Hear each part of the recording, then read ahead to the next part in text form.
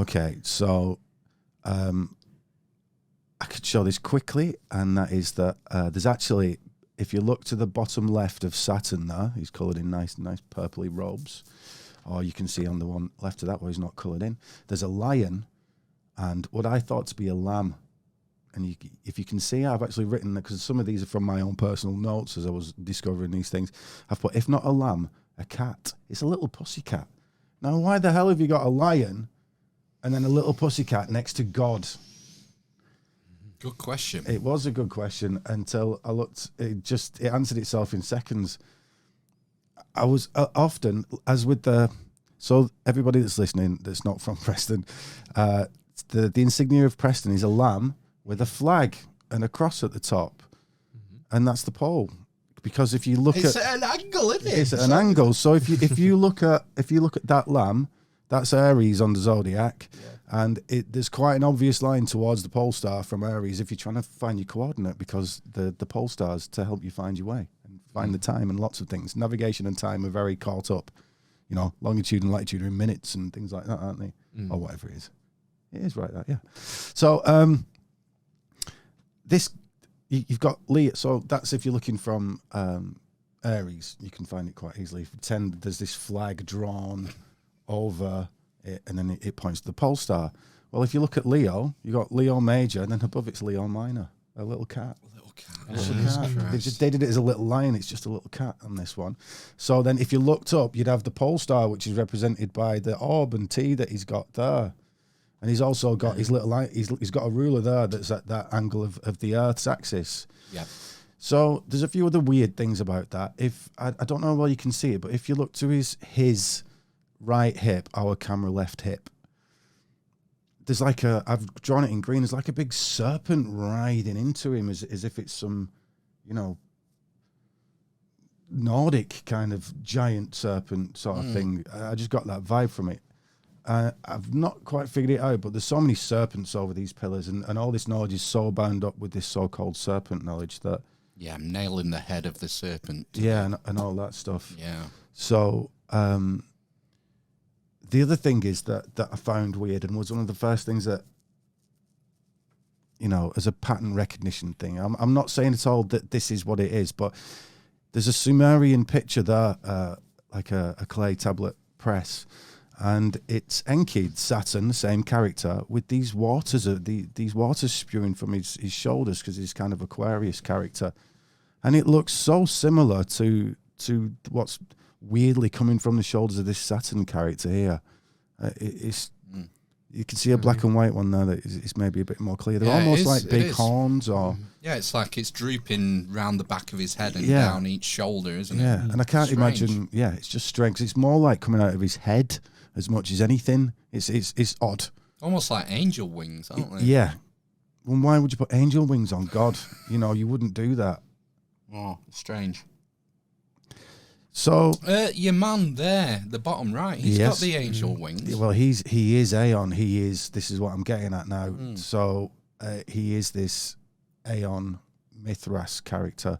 When we've looked at the Sator square on previous episodes, we've said that it seemed as if one of the first people to use the Sator square were actually the Mithraists, which were an ancient Persian cult converted for Romans, essentially. It was a bit of exotic ancientness for them in those days, because this went like a lot further than the Romans. And that god is, again, he's a god of time. That the serpent going up his body represents time, and the serpent powers in the body, your lusts and the seven sins, basically, the things that drive you, that can be turned into 7 virtues. Lust, envy, greed, jealousy, all those things. All the best. All the best things in life. When used nicely, when used appropriately. So, that's this god. So, he is absolutely about the pole star. He is absolutely about the 4. We always say a lion, a bull, an eagle, and a man. Well, all these things are bound up in him. He's got lion's face, and in fact, often he's called the leontocephalid, or something similar, which means a lion-faced weird man.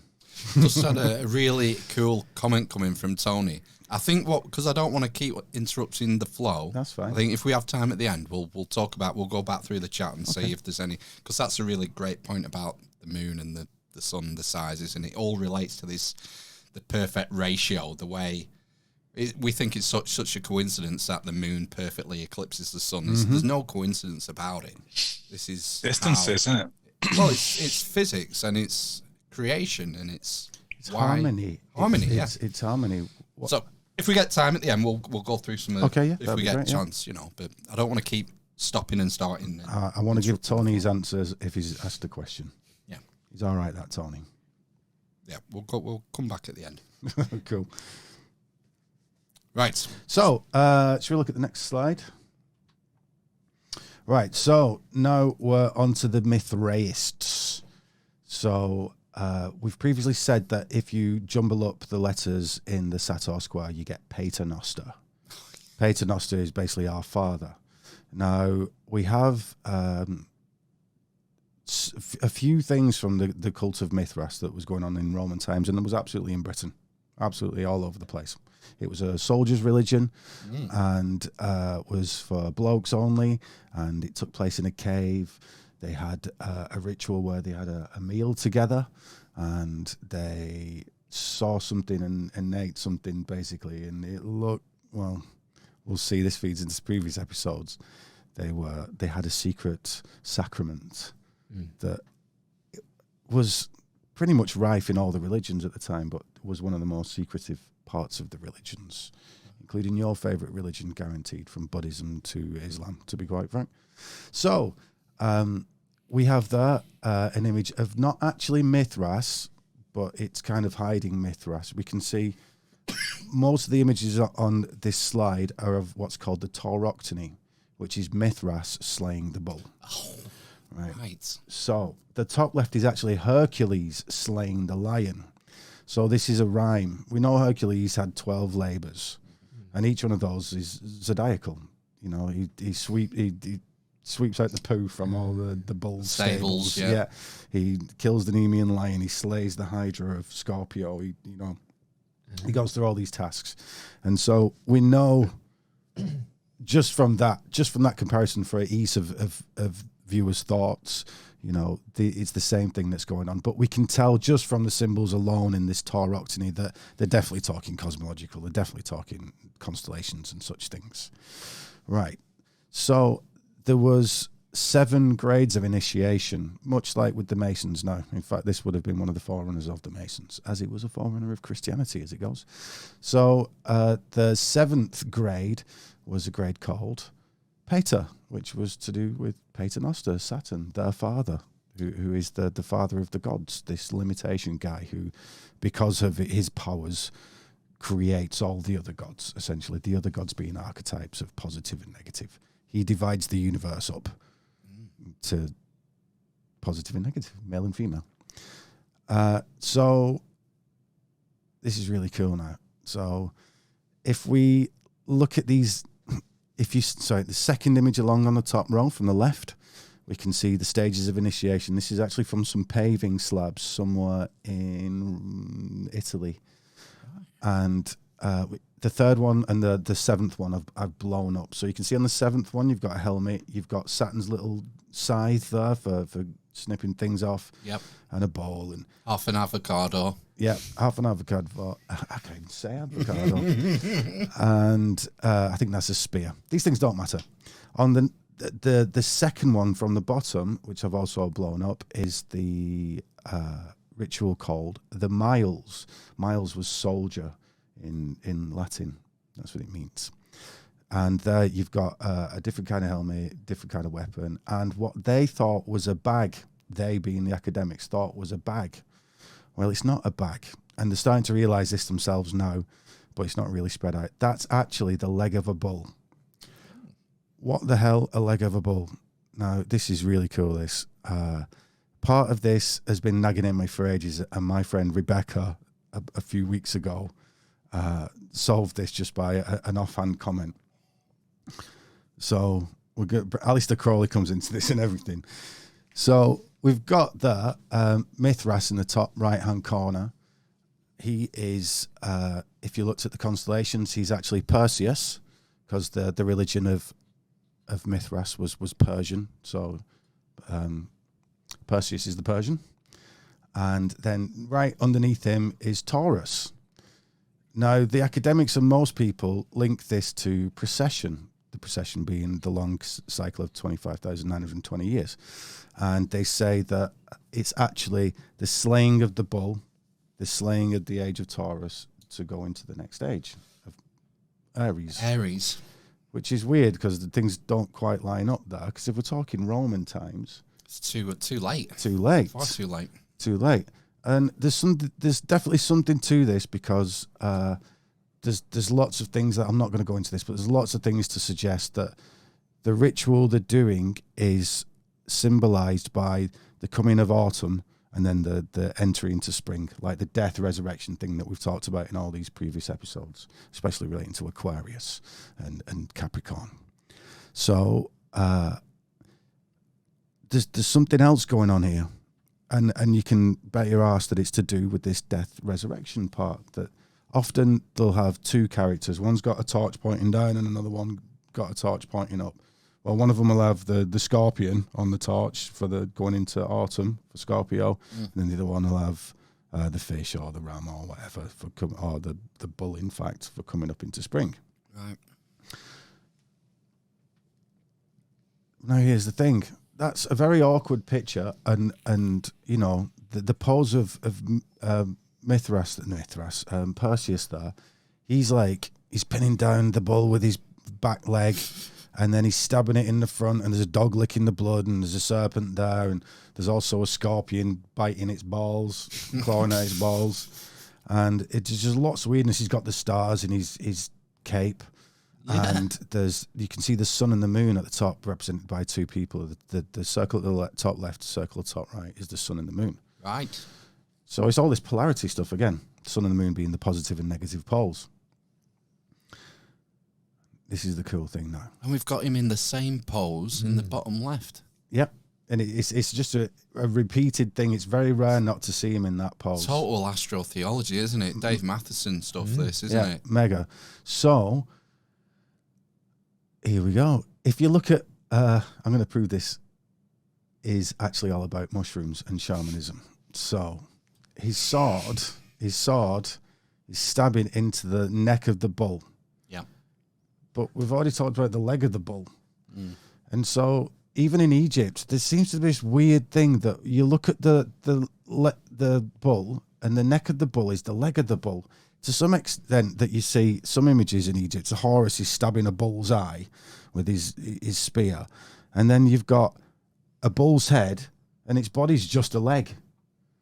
And it's just this frequent thing between the bull and the leg of the bull. Well, if you look at Taurus, there's no leg of the bull. It's just a head. It's just a head in the sky. There's no other part of it. It's very seldom drawn with any other part apart from that head. But in its neck is the Pleiades, the seven sisters of the Pleiades,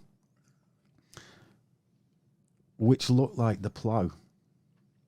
And when you look at a name for the plough in Egypt was the leg of the bull, because it kind of looks like a bull's leg. And I've actually, if you look in the center on the black and white image there, right in the center of everything, it kind of is like a pink bull's leg. Yes. And then I put the plough next to it, and you can see it's a similar deal going on there. Wow. Right. And we'll see that's in Göbekli Tepe later on as well. So Perseus is stabbing the leg of the bull, but it's in the neck of the bull. What's going on here? It just doesn't make any sense. Now, a lot of my knowledge comes from trying to decode the tarot. And if we look at the center bottom row there, we've got Aleister Crowley's. It's like a brown image of a guy with a cow wrapped around his back. It's the first colour image in the center. Can you see it at the bottom row? Yeah. And that's Aleister Crowley's Hierophant card, which is absolutely to do with Mithraism, and he's kind of got hints of being Perseus. There's lots going on in this card, but he's got the bull wrapped around him because he represents the star sign Taurus. And on the leg of the bull, he's doing the sign of Esoterica. If you look on the panel next to that, he's doing the sign of Esoterica, pointing down to the leg of the bull, And although one leg of the bull it terminates in a hoof, the leg of the bull he's actually pointing at terminates in a mushroom. He's clearly drawn it as a mushroom. Can you see it? Yeah, the left-hand hoof. Yeah. Yeah. So if you look at we said the neck of the bull, the leg of the bull, there's something going on here. If you look at the plough, that's one thing. It looks very, very similar to the Pleiades, like very similar to the Pleiades. But if you look at the Pleiades, as my friend Rebecca said, it looks like a mushroom. You see the Pleiades in the center there, in the blue?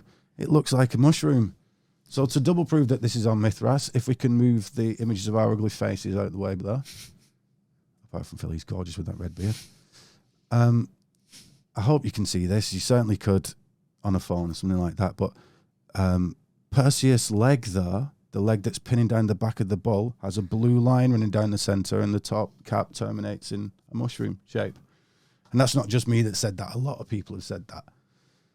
So it's literally drawing a mushroom. And so the Mithraic cult had what was called Soma as their... Right, yeah. That's the Soma cult, the sacrament that was spoke about much in Rig Veda. And everyone's like, well, yeah, it might be a mushroom, it might be a Fedra, it might be a few things. Well, they found a Mithraic rug recently, a beautiful carpet.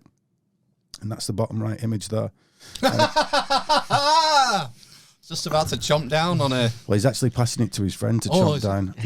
Yeah. So he's the shaman then, is he? He's like the priest of the Mithraic cult. Wow. So, yeah, I mean, this just ties in with immortality key again, doesn't it? That a lot of these mystery religions back in ancient Greece and ancient Rome, what Hadrian was going to...